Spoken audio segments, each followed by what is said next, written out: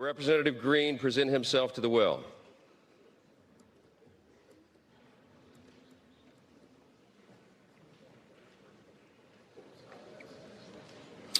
By its adoption of House Resolution 189, the House has resolved that Representative Al Green be censured, that Representative Al Green forthwith present himself in the well of the House of Representatives for the pronouncement of censure, and that Representative Al Green be censured with public reading of this resolution by the Speaker.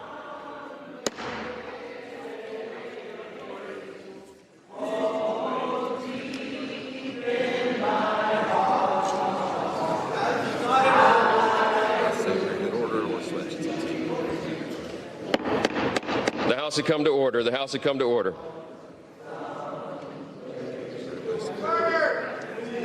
What's that? What's that? You want to let him keep doing this, or tell me fair? I mean, seriously. The House had come to order. Clear the well, please. Clear the well. They're sounding like dying whales. You could not script a more incompetent, fringe, out-of-touch Democrat Party than what has been repeatedly on display all this week. This was the week that proved to more voters than ever the proverbial tale of two cities, or better, a two politics, that Trump and the MAGA movement are the vibrant, hopeful, and exciting future of the nation.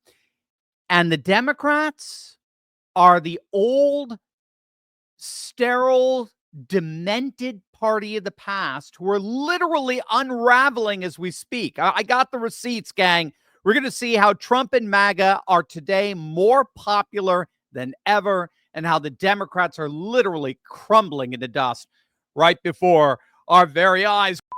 Trump is fully in the process of draining the swamp, but the uncertainty for many is, will he expose the entire pandemic?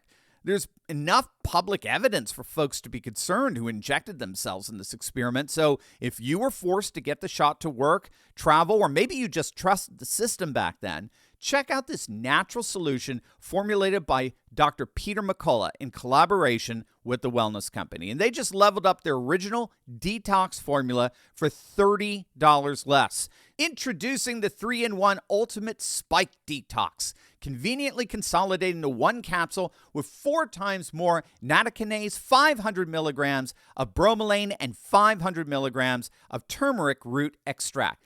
Nattokinase, an enzyme researched for its anti-clotting effects, may work to break down spike proteins. Combined with bromelain and curcumin, it provides a potent blend for detoxification and cellular support. Crafted with 100% natural ingredients, Ultimate Spike Detox is backed by research offering effective support for your cell's natural repair and recovery. Experience the only formula approved and used by Dr. Peter McCullough, a top freedom fighter doctor who risked it all. Click on that link below or head on over to twc.health/Turley and use code Turley to get 15% off plus free shipping. Again, that's twc.health/Turley. Use code Turley to get 15% off. Get back to that pre-COVID feeling today.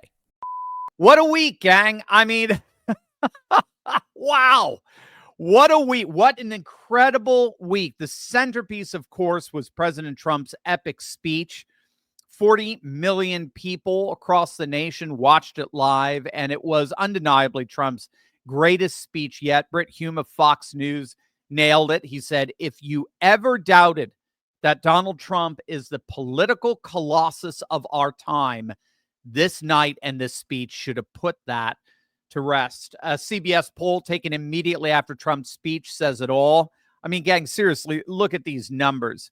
77% support Trump's plan to cut government waste and spending. 77%.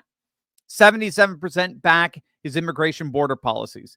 76% approve of removing that Congressman Al Green. Old man Al Green with his raging cane. We shall overcome Green, who interrupted his speech. Yeah, 76% approved of removing him.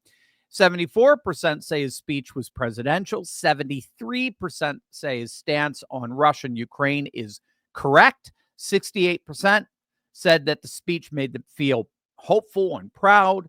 68% said he has a clear plan to tackle inflation. 68% said he accurately described America's crime crisis. 63% said he focused on issues that they care about.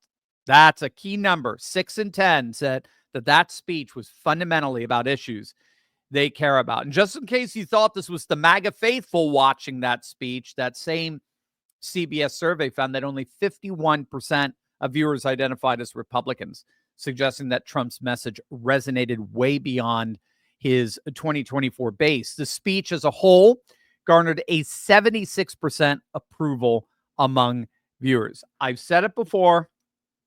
That is not a super majority. That is a super duper majority. Okay. That is dominance like we have simply never seen in modern day politics. A super majority doesn't even come close to describing this. This is a super duper majority. Even CNN, the most distrusted name in fake news, posted similar numbers to the CBS poll. They gave President Trump a 69% approval. So we are seeing really this kind of 80-20 political realignment happening in real time.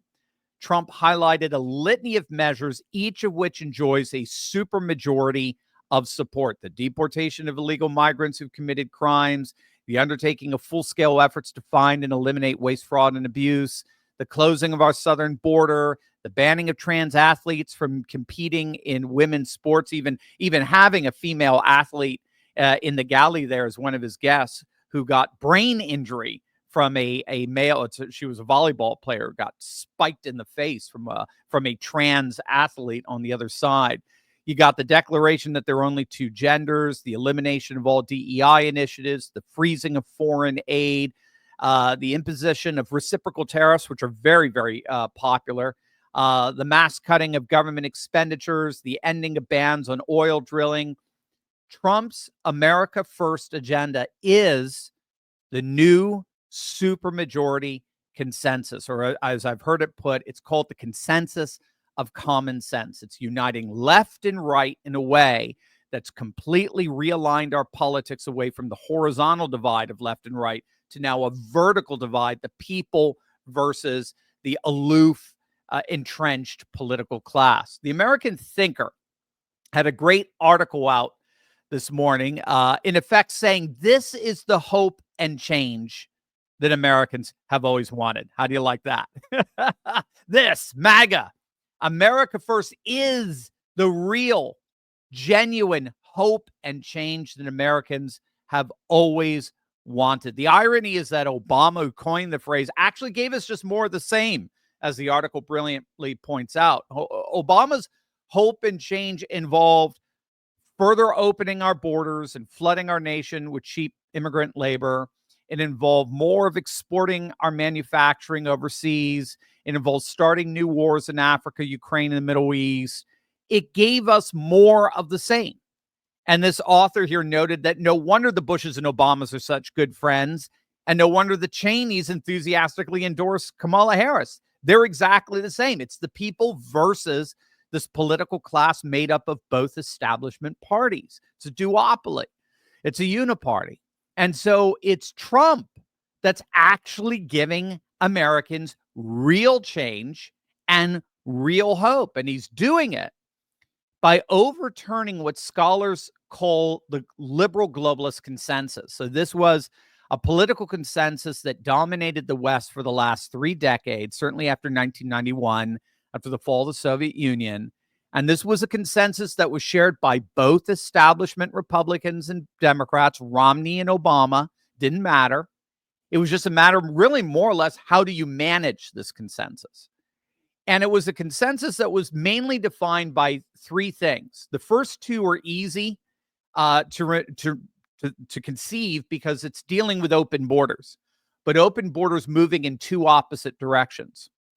First and foremost, you have the open borders that allowed for uncontrolled mass migration to seep into the country and supply corporations with cheap migrant labor, hidden behind the veneer of humanitarianism and moral righteousness, of course. So that's one side of the open borders.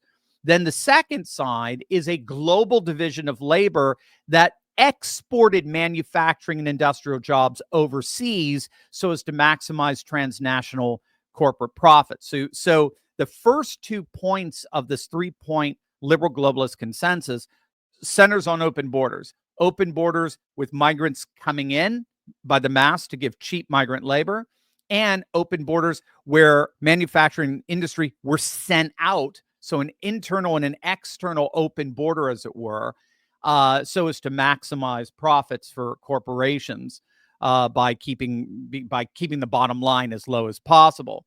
And then the attempt to protect and safeguard that consensus involved dramatic crackdowns on free speech in the public square so as to stifle any dissent to this liberal globalist consensus. And that was the role of wokeness. When all said and done, wokeness was all an attempt to protect this liberal globalist consensus of open borders, bringing migrants in and shipping manufacturing jobs out. Wokeness sought to protect that consensus by recasting any dissent against the liberal globalist consensus as bigoted and racist and xenophobic and white nationalists and the like.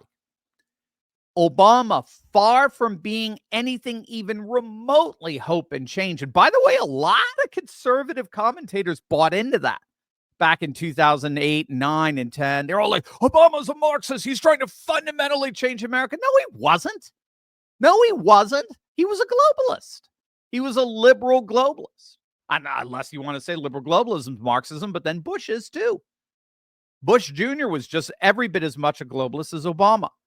So Obama, far from being hope and change, was the climax of this liberal globalist consensus. He really was, in the end, nothing more than more of the same. And what we're finding with Trump is that Trump represents nothing less than the complete collapse of that liberal globalist consensus. Trump is closing the borders. He's authorizing the most mass deportation program in our nation's history. He's using tariffs to bring manufacturing, industrial jobs back into the nation, which he's doing, by the way, very successfully. You remember Obama back in 2015? He was telling us all those jobs are gone. They're gone. They're gone forever. You got to learn to code, right? There was nothing a candidate Trump could do to reverse it. He can't reverse that. Those jobs are gone. Well, he has. He has reversed. It's called tariffs. Something that Obama never even imagined. And tariffs have the power to be able to encourage corporations to open up manufacturing plants inside the United States so as to avoid those tariffs. Trump is, of course, crushing wokeness. He's eliminating DEI. He's declared there are only two genders. He's restoring free speech. And despite the 24/7 barrage of negative media coverage, DOGE and Trump's attempt to eliminate waste, fraud, and abuse like never before, DOGE is now more popular than ever before. Even CNN is having to admit that voters are solidly behind these efforts. Take a look. How are they feeling? Yeah, this to me was one of the more shocking figures that I saw. Made me go, wait a minute, hold on one second. Whoa, Americans on Trump and Joe's efforts. Musk and DOGE should influence government spending and operations. Look at this. 54%. The majority say that he and they should. How about approve of Trump trying to cut staff at government agencies? Again, you get a majority here. 51%. So yeah, Elon Musk might not be that popular, but these cuts and the idea of spending cuts, at least within the federal government and cutting at government agencies, that actually has majority support. I was truly surprised by this, Kate, but the numbers are the numbers.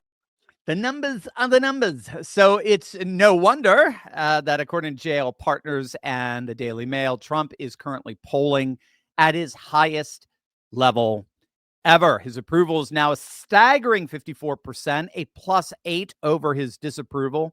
The Daily Mail has launched a monthly tracker to keep tabs on Trump's approval ratings. And after just 7 full weeks in office, Trump is currently polling higher than he ever has. Take a look at the latest right track, wrong track polls. According to Quantum Insights, 50% of the country believes we as a nation are finally on the right track. That's a near 20-point swing from the Biden era. And according to Mark Mitchell of Rasmussen, for the first time in over 20 years of polling, right direction exceeds wrong direction in terms of their daily polling, which then leads, of course, to presidential approval. And again, according to Mark Mitchell and others, Trump has simply never at any point in his 2 terms ever been stronger. Trump even has a 30% approval among Democrats.